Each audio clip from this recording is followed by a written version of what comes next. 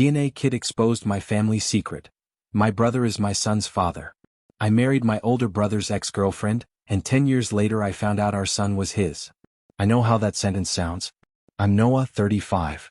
My wife is Brooke, 34. My brother is Aiden, 38. Before anyone jumps in, yes, everyone said it was messy when I started dating Brooke after she and Aiden fizzled. But they were casual, it ended, and after my first wife passed years earlier, Brooke felt like sunlight through blinds. We did the whole Pinterest wedding, bought a starter house, had a little boy, Liam, who made me believe God still hands out second chances. The first signs weren't fireworks, they were whispers. Brooke and Aiden stayed friendly. Too friendly. Inside jokes that didn't translate. Old playlists, 2000s alt stuff they used to blast in Aiden's Honda, popping up on our Sonos at midnight. Holidays got weird, they'd be shoulder to shoulder carving turkey, laughing about some road trip I wasn't on. I told myself it was maturity. Then her phone became a vault. Face down, always on DND. She added a new passcode and started changing it like it was a game. Privacy is self-care, she'd chirp, kissing my forehead and sliding the phone into her robe pocket. Babe, don't make everything a thing. Girls' nights multiplied. Work drinks with Zara from the nonprofit stretched past midnight. Twice I found Uber receipts to a bar Aiden's league plays at, time-stamped exactly when Zara's battery died. I'm not a jealous guy, I sell trucks and coach Liam's STEM club.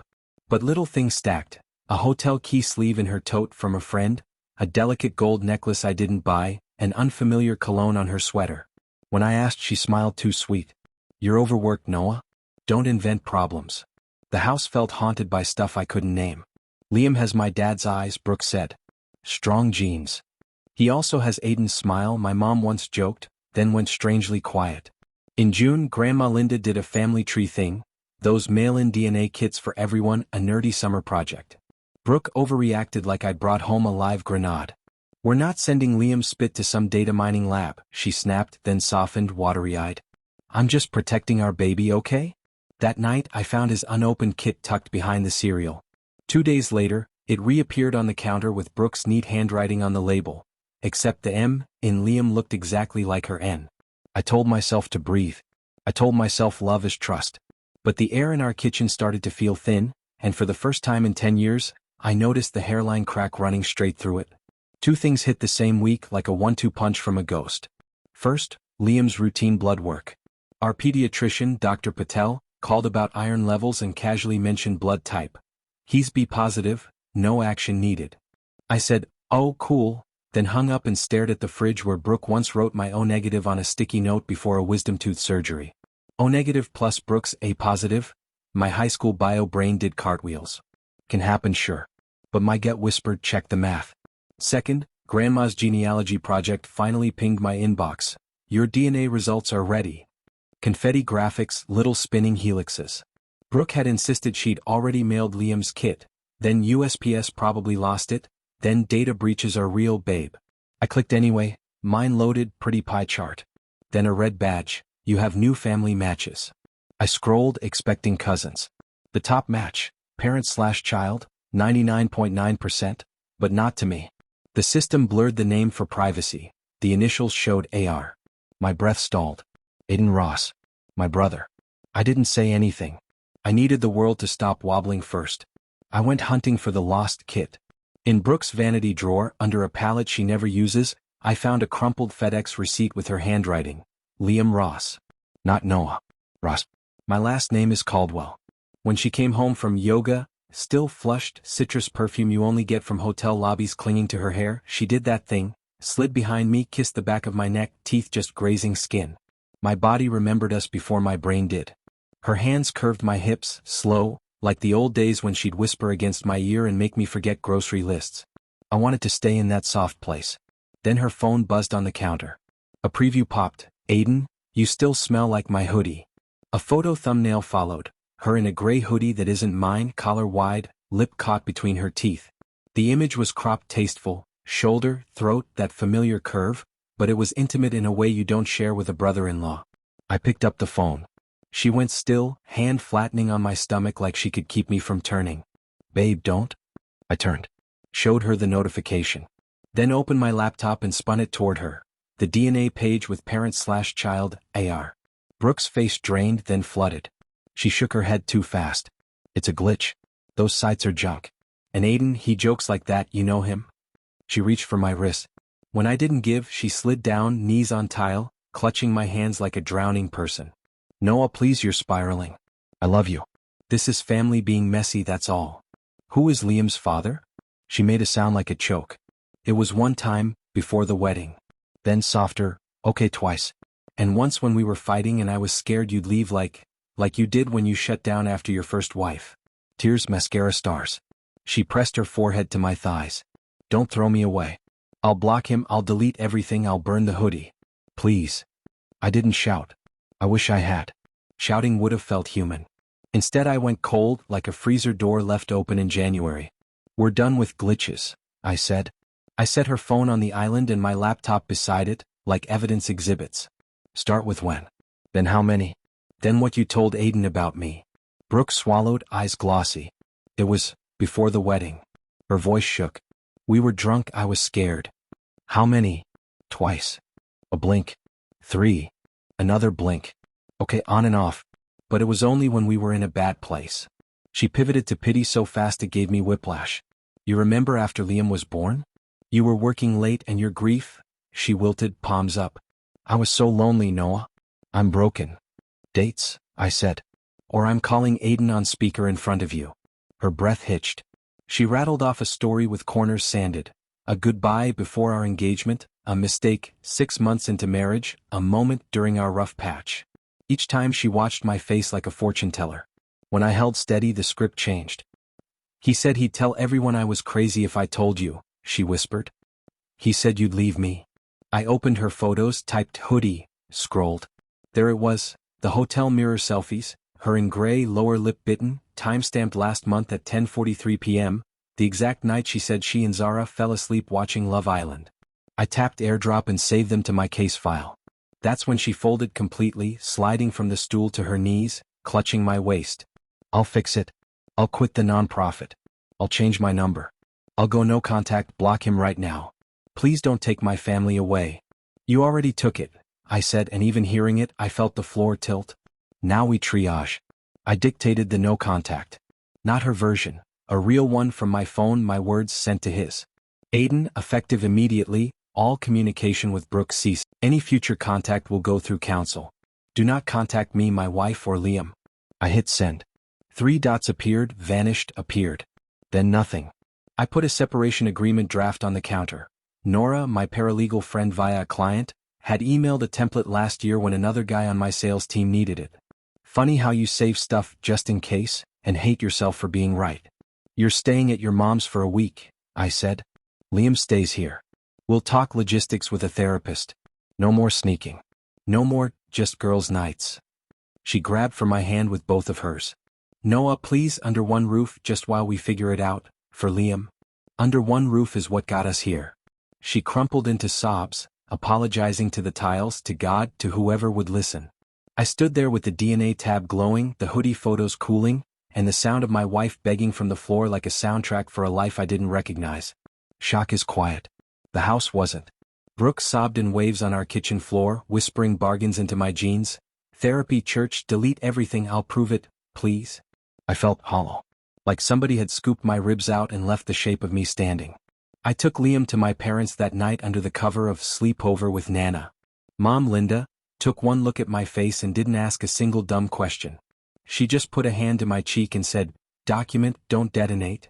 Dad, Robert, made cocoa for Liam and texted me later. We can hold your anger so you can hold your son. I cried in their driveway with the headlights off. When I got home, Brooke had staged repentance. Bible open, hoodie in the trash, her phone unlocked on the counter like a communion wafer. She went straight to her knees again. I'm sick, Noah. I'll go every day if that's what it takes. Don't throw me away. She tried to put my hands on her face the way she knows short-circuits me. She brushed my wrist with her mouth, soft, familiar, and my traitor nervous system sparked before my brain slapped the switch. I stepped back. This isn't a ritual we can perform, I said. It's a surgery. Aiden texted at 1:11 a.m. Complicated adult stuff. Let's protect Liam. Protect. Like he hadn't detonated the word family in our living room. 10 minutes later, I'll explain in person. This is between us men. I put my phone face down and shook so hard the couch creaked. Morning brought spectators. Dina, Brooke's mom, arrived in oversized sunglasses, righteousness loaded. A good husband protects his wife's reputation, she announced, sweeping past me to cradle Brooke like a fainting debutante. Rick, stepdad, hovered with pamphlets from his strip mall forgiveness seminar, breath cinnamon sweet. We can fix this in 3 sessions, he promised, tapping the brochure. Tyler, her brother, texted from a new number. You still got that spare truck? Long story. Skeletons started knocking without even wiping their feet. I laid the separation terms on the table, voice steady because if it shook I'd shatter. Week at your mom's. Therapy for you. A child therapist for Liam before any talk. Everything else through counsel. Dina called it cruel. Brooke slid down the cabinet like a puppet with cut strings, begging from the tile. We can separate under one roof, she hiccuped. For bills. For Liam. Under one roof is a lie factory, I said. We're closing it. When the door finally shut behind them, the house echoed. I walked room to room like a stranger, found a crumpled FedEx sleeve under the bed, Liam Ross in Brooke's neat hand, and sat on the floor holding it like a funeral program. Then I opened a new folder on my laptop and named it what Dad had texted into my bones. Receipts, not rage. I treated my life like a case file. Not to be dramatic. Okay, yes, to be dramatic, but also because drama had already burned the house down. I made a checklist at 6 a.m. like a cop with a clipboard. 1. Lock finances. 2. Preserve evidence. 3. Therapist for Liam. 4. Boundaries that don't wobble. 5. No contact that I send. Brooke texted 9 times before 8. Can I come home if I sleep on the couch? I'll delete socials. I'll tattoo your name. The tone was bargaining chip, not contrition. I looped in Jax, my ops lead, because Aiden had started whispering about me being unstable. We moved business logins to fresh emails, swapped security questions from first pet to 12-word passwords a human can't guess even if they live in my kitchen. I put duplicates of everything, DNA PDFs, hoodie selfies, FedEx slip, on an encrypted drive at my parents' and another in the shop safe. Then I made myself do the hardest thing. I met with a betrayal trauma counselor. 2 sessions and she said, stop trying to solve the marriage while you're still bleeding, and handed me grounding tricks that didn't involve rage texting my brother at 2 a.m. Brooke broke weak at mom's on day 2. I found her on the porch steps, hair unbrushed, cardigan armor on in July heat. The moment I opened the door she slid onto her knees on the concrete. Noah, please. I'm nothing without you, she said, palms up, mascara tracks like war paint. She reached for my belt, not sexual exactly, but needy in a way that used to short-circuit me. Light erotica, heavy grief, her cheek against my hip, lips brushing denim, whispering, I only feel safe here. My body remembered, my spine did not. I stepped back and handed her a printed no-contact draft and the 1-week plan again. Stand up, I said. Dignity first. Aiden tried the man-to-man approach. Cornered me in my parents' driveway, hands in pockets, that smirk he thinks reads mature. It's complicated adult stuff, he said. We made a choice to keep the family together. I stared at him until the words died of exposure. You made a choice, I said. I was conscripted. That night I bait-tested the truth. Over dinner with my folks I mentioned a fake Saturday plan. Liam's STEM club field trip 10-2. 30 minutes later, Brooke's stepdad Rick texted a screenshot of my unstable schedule to, guess who, Aiden, who then forwarded it to Brooke with, see, he's unraveling. Rick had CC'd the wrong group thread. Skeletons meet spotlight. I went colder. Lawyered up. Alan, cheerful socks, shark eyes, read my folder, whistled once and said, we'll do this clean. He drafted a temporary separation, a parenting plan that put Liam's routine first, and a formal no-contact letter to Aiden. Preservation of evidence, all future communication through counsel. No fireworks. Just paper. Brooke bombed my phone with voice notes. Sobbing, swearing she'd quit, promising daily therapy, even offering to take a polygraph. Then a switch flipped and she sneered, if you were half the man Aiden is, she stopped, heard herself and collapsed again. I didn't mean it, I'm sick please. The whiplash made me seasick. I slept at my parents' that night with Liam starfishing into my side. At 3 a.m., I woke to phantom laughter and the memory of a gray hoodie in a hotel mirror. I almost broke, almost called Brooke just to hear the voice that used to mean home. Instead I opened the folder labeled receipts, not rage, and added one more file. A photo of my kid drooling on my t-shirt, time-stamped piece. Then I turned my phone face down and let the quiet, for the first time in weeks, actually be quiet. If you jiggle one lie, the whole closet coughs up bones. First rattle. Money. While Alan drafted the temp orders, I pulled credit reports like a man looking for landmines. Found 2 cards I never knew about under Brooke's maiden name, both maxed and paid with transfers from our joint. A payday loan listed my dealership as her employer, because it gets a better rate. There was also a trial creator account she swore never went live, made the same week as that gray hoodie hotel charge. When I asked, she went straight to the floor, palms up, crying, "I just wanted to feel wanted." The word made my teeth ache. Second rattle. Tech. Liam's school portal showed emergency contact Aiden Ross as secondary guardian, added last year. No one asked me. Brooke said, it was practical. He lives closer to the school, then folded into sobs when I didn't nod along. I removed him, screenshot everything and added it to receipts, not rage. Third, messages. Her iPad synced texts she'd thought were hidden. Flirty threads with Aiden stretched back years. Miss the way you smell. Careful, Noah's suspicious. A photo I recognized from our bedroom, only cropped tighter, with a caption that made me want to peel my skin off. Wish you were here instead. I closed the tablet and sat on the stairs, counting my breath like the counselor taught me so I didn't vomit on the carpet. Dina tried PR control, group texted my parents that I was unstable, that Brooke feared for her safety. Mom called me before the bubbles even stopped dancing. I've known your face since it was purple and furious on day 1, she said. You're steady. Keep your paper. Dad followed with, let their words be a net that catches only themselves. Aiden, for his part, started the Be Reasonable tour. He cornered me outside Nana's place, hands up like a referee. Let's not ruin Liam's childhood over a science kit, he said. I stared until the sentence shriveled. That science kit spared him another decade of a lie, I said. You don't get to posture as protector after you set the fire. Brooke broke the rules again, showed up at dusk with mascara galaxies, cardigan like armor. She went to her knees on the porch before I even opened the screen. I'll sign anything, she whispered, pressing her cheek to my thigh. Just don't tell Liam. Not yet. Not ever. For a heartbeat, the old reflex flickered. My hand almost went to her hair.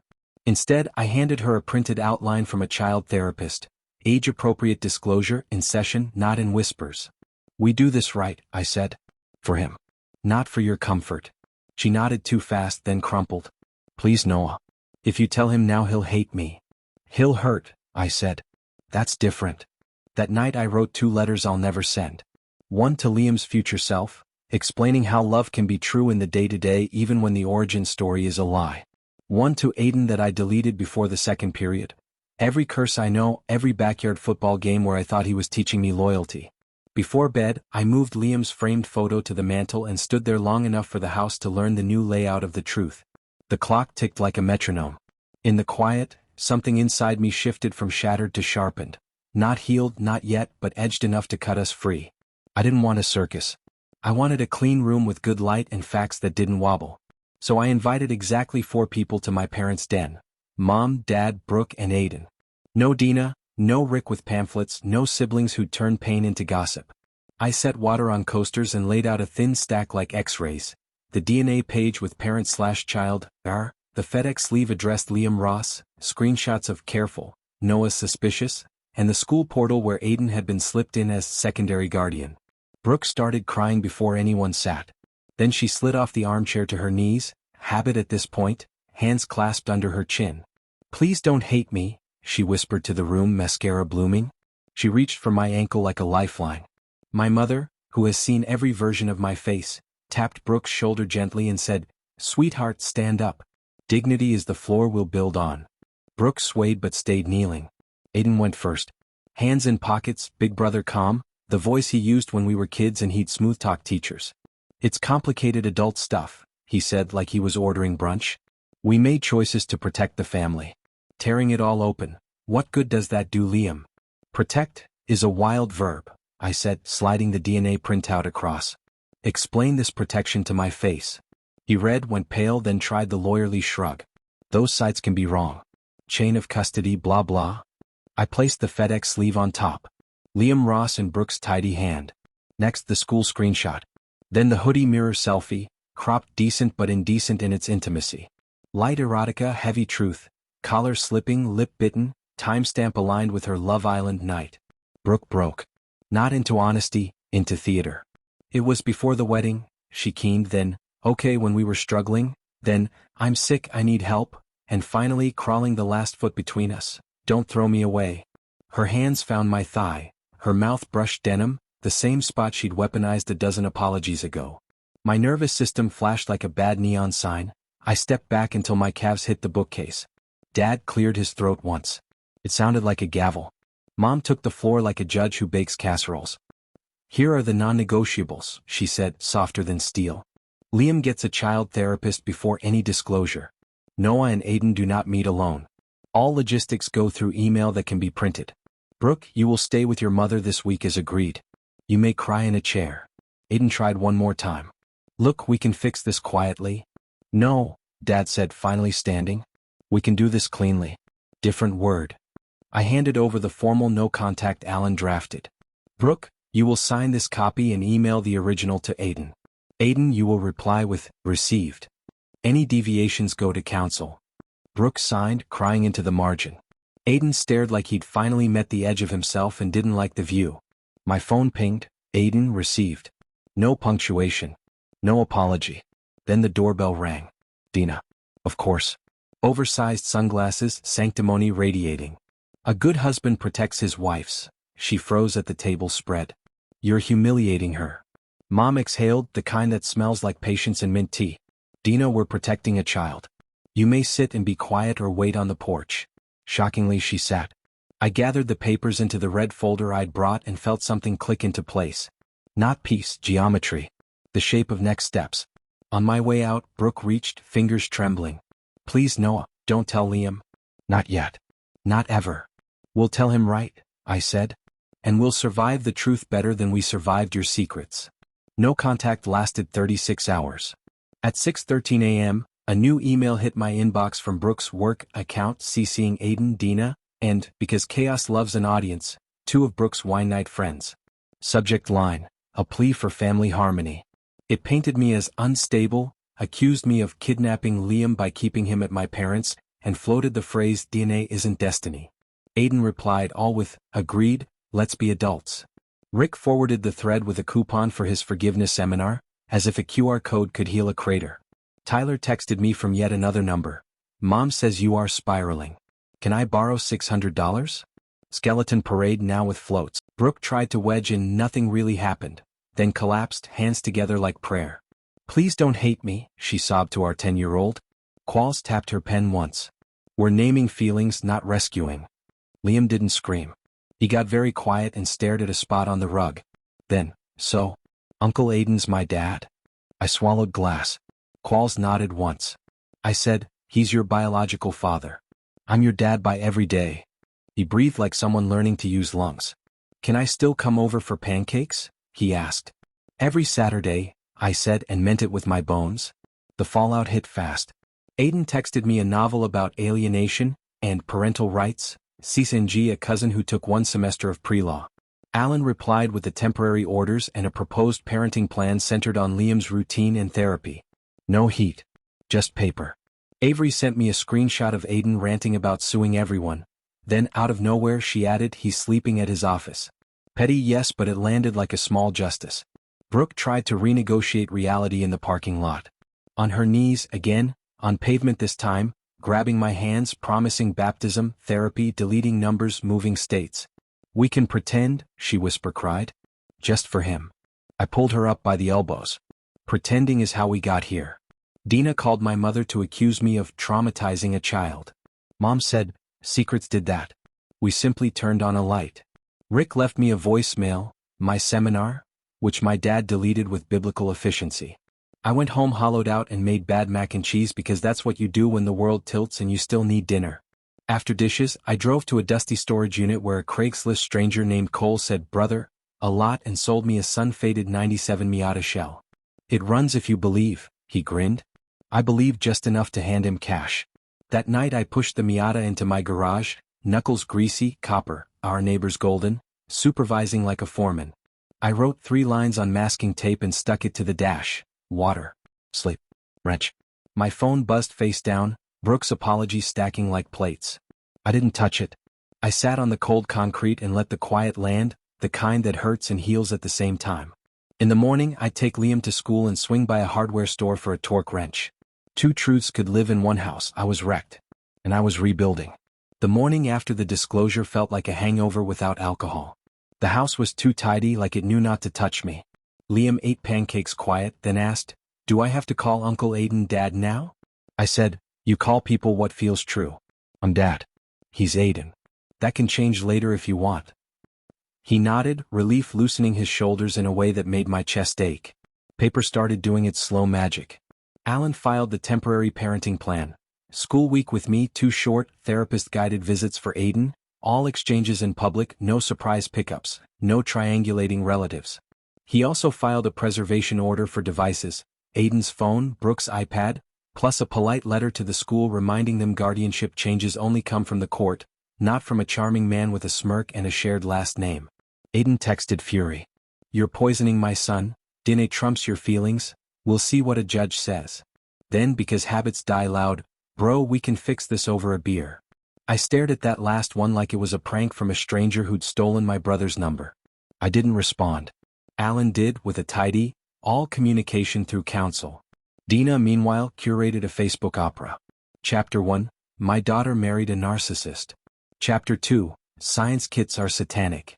Chapter 3, a blurry selfie of Brooke with puffy eyes, caption "Pray for us." Aunt Janice, Saint, commented, "Praying for truth," and DM'd me to ask if we needed lasagna or a lawyer. Rick slid a flyer for his seminar under my door. Radical forgiveness, 2 sessions. I slid it into the bin like a credit card offer. Brooke kept spinning. She called my mom sobbing, "He's turning Liam against me." Mom said what I'm not sure I could have mustered, "Brooke, I believe you love my son and grandson. Love tells the truth even when it costs everything." Brooke pivoted to me, whisper voicemails from the bathroom at Dina's. "I can't breathe without you. I'm sick. Don't throw me away." The tape in my head tried to play the old movie, knees, promises, the soft mouth, then jammed on Qualls' words, "Secrets rot." At work, Jack slid me a sticky note that just said, "You're the steady one." Staff brought me coffee unasked. A longtime client shook my hand twice and said, "Heard enough to know you're a good man." I wasn't ready for kindness. It made my eyes sting worse than rage. Nights were the battlefield. I'd stand over the Miata with a headlamp, hands black with honest grease, and feel grief hit in waves. Our first apartment, Liam's first steps, Brooke asleep on my chest after we painted the kitchen blue. Then the second reel, the gray hoodie, the school portal with Aiden's name, the FedEx sleeve that might as well have been a birth certificate for a lie. I'd want to call her just to hear the voice that used to mean home. Instead I'd tighten a bolt, label a bag of screws and say out loud, "Water. Sleep. Wrench." Small mercies sprinkled in. Avery texted he's couching at his office. Says you weaponize therapy. I sent back, "Therapy is a seatbelt, not a weapon." She replied with a single "oh," which somehow felt like solidarity. Liam asked to see Aiden at the therapist's office, and watching my son walk into a room with the man who is both uncle and bio-father felt like holding a glass heart over concrete. Qualls ran the visit like air traffic control. Eyes up, feelings named, no promises bigger than today. On the drive home, Liam said, "He smells like gasoline." I laughed too hard, then cried anyway at a stoplight where nobody could see. That night, I wrote a note and stuck it to the fridge for future me. "You didn't lose a family. You refused to live in a museum exhibit labeled family, where all the frames were empty." Then I turned off the kitchen light, checked on my kid, and let the house be quiet without mistaking quiet for absence. There's a point where maybe stops being mercy and turns into self-harm. I hit it on a Tuesday, standing over the sink rinsing pancake batter while Brooke left another voicemail whispering she'd do anything. Therapy daily, baptism on Thursday, delete every app, move states if I wanted. I looked at the Miata under its tarp and realized I'd rather rebuild a car with missing bolts than a marriage with missing truth. Alan filed the formal separation that afternoon. Temporary custody is already practiced, finances locked, discovery on devices. Paper isn't romantic, but it's steady. He slid copies across his desk like bricks for a new foundation and said, "Clean beats dramatic every time."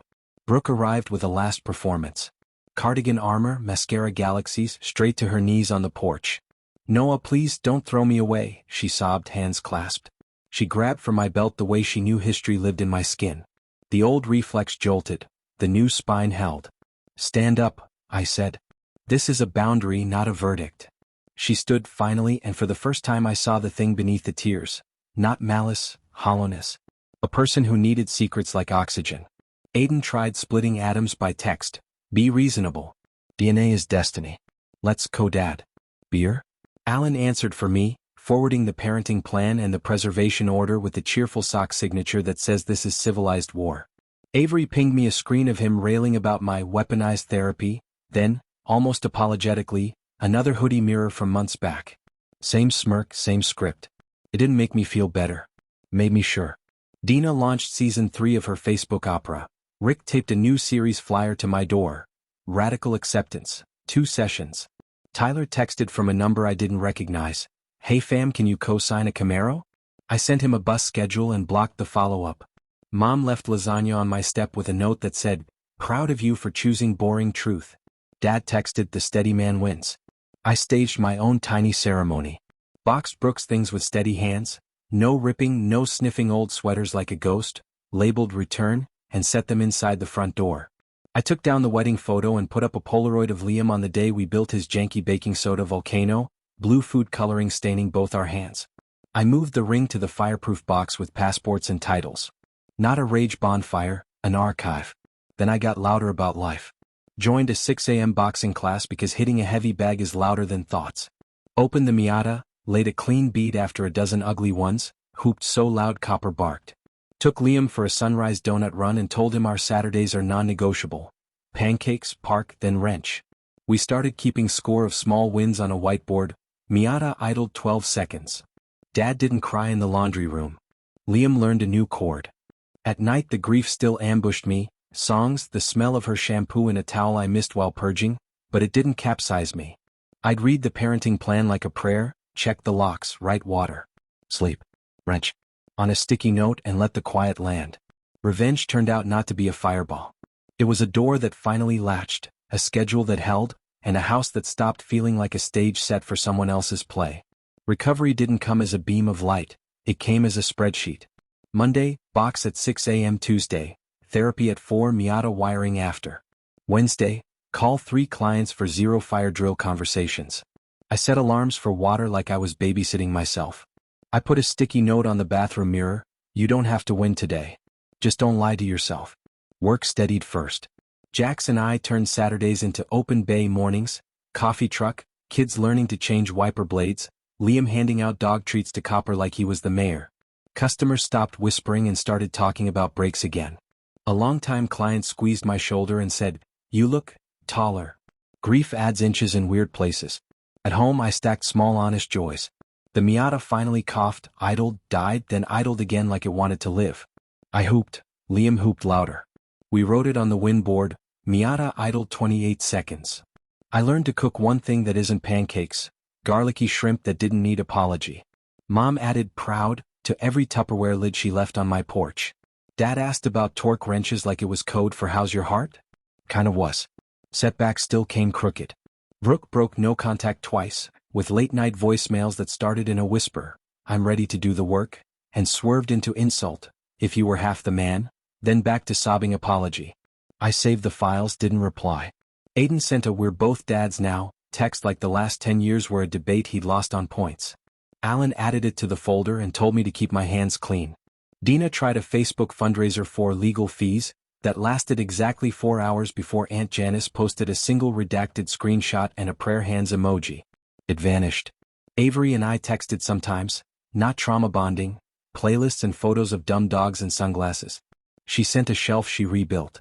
I sent a shaky video of the Miata not dying. We didn't flirt. We didn't promise ruin. Just 2 people trading proof that normal exists. The hardest work was with Liam. Post-therapy he'd test the edges. Can I skip seeing Aiden? Do I have to hug? Dr. Qualls gave us scripts. You pick your body boundaries, you don't pick the schedule. He started sleeping through the night again. One morning he tugged my sleeve and said, can we keep pancakes forever?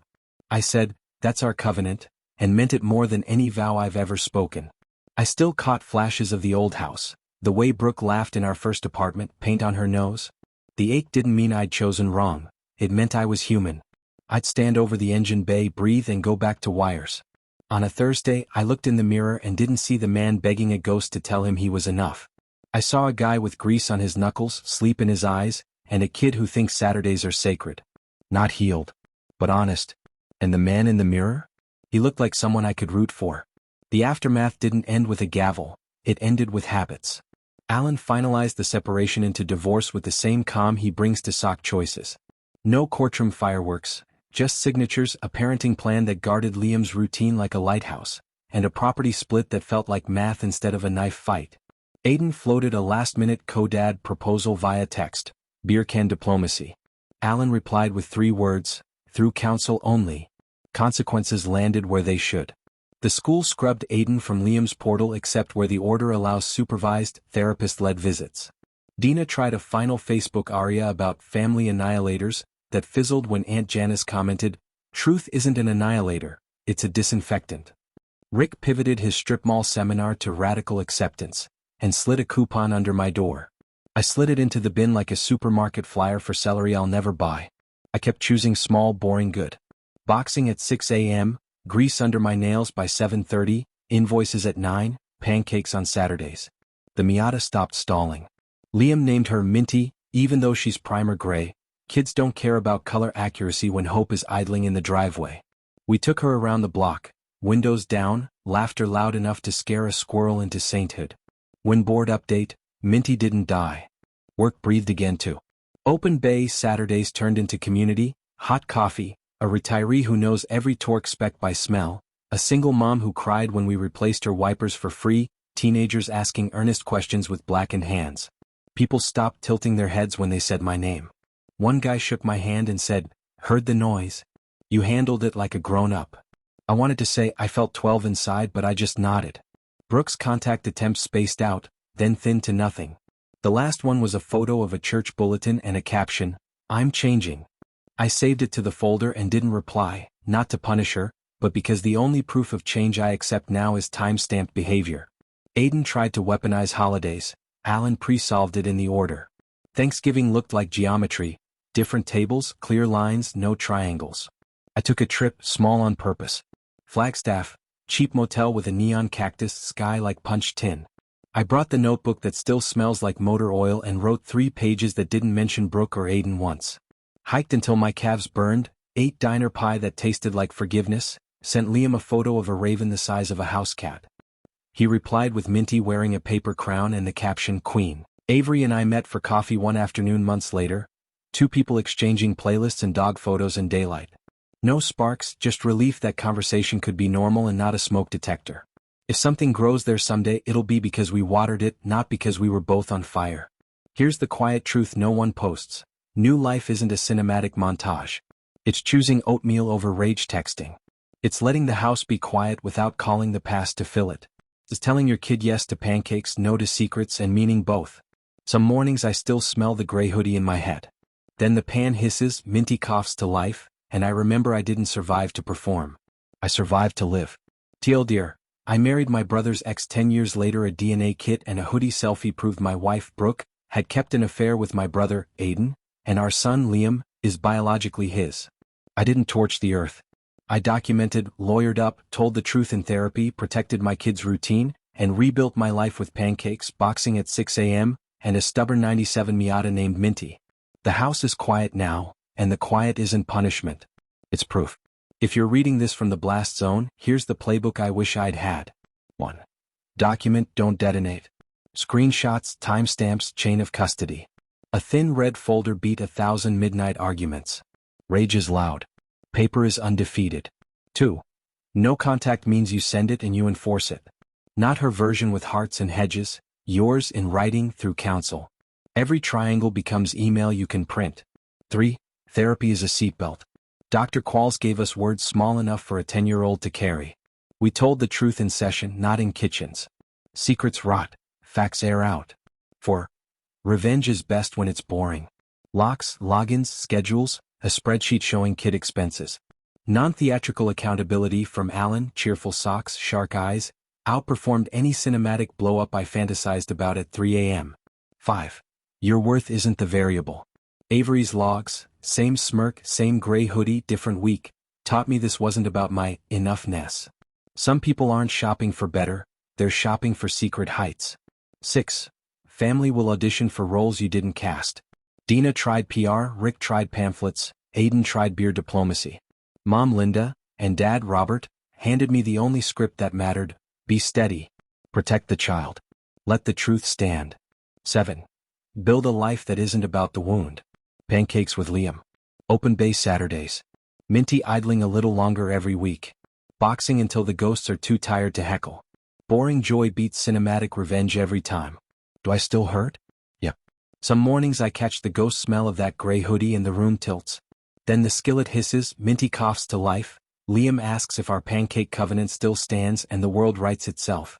I'm not the man defined by a lab report. I'm the dad who kept showing up. Advice for anyone here: drink water, screenshot everything, tell the truth, not the loud truth, the clean one, and pick 3 daily verbs you can keep. Mine were water, sleep, wrench.